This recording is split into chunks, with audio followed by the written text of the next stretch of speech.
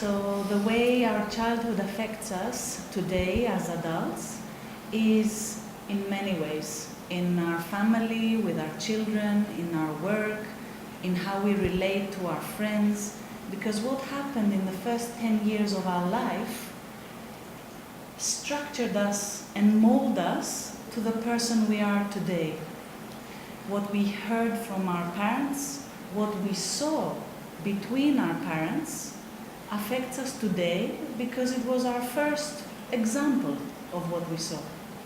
As children, we are like clean slates. We are born with no script, no personality. And throughout the first years, every experience we have, especially with the people who are closest to us, like our parents, our brothers and sisters, or in school, grandparents, the main people who we are close to in that time, we start learning everything, and we learn what is good, what is bad, how we should behave, what I should achieve in life, how I should behave in society, how I should behave with men and with women. So all of this gets recorded, and it structures our personality. Our personality is not really who we are, it's just this molding that happens to us and how we learn how to behave in the world. But and these voices keep on playing today in our adult life. The wants, the desires of father and mother are still applying today in our adult life, and for some reason we cannot delete these voices just like this. They work in us automatically. And it's interesting because what we learn in these first years of life, it becomes like our program, like our software. And we usually live the rest of our lives with this same program. We interact with people, we have our relationship with our partner at work in the way we learn in those first years. But that is not really who we are. Who we are is much more than that. It's beyond our personality.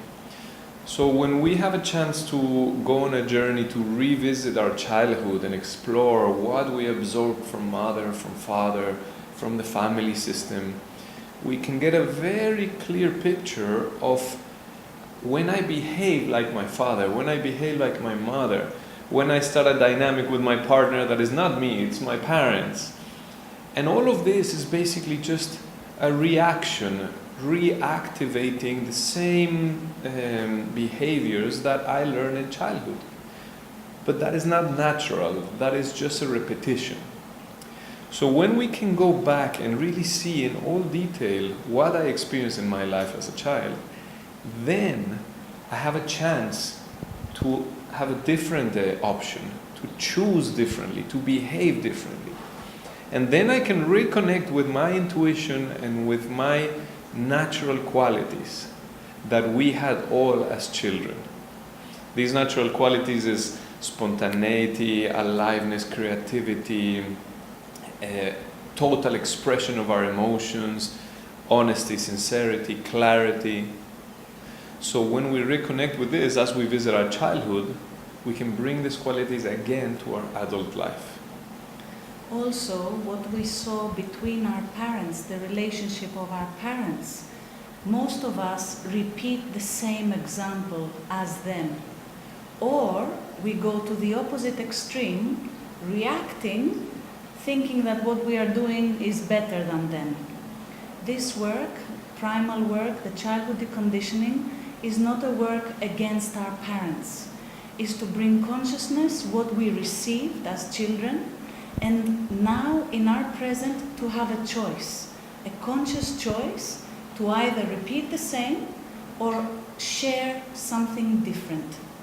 But in reality, that's just a trick of the mind, because if I'm carrying pains or wounds or anything unconscious from the past, I cannot really be present. I cannot really be myself in the present moment. So it is very helpful to visit our past, to go on a journey in a safe space with good support, to see what is it that we don't need anymore in our present life. It is a beautiful journey. It is. It's not what people think, that it's painful and there's only negative things there.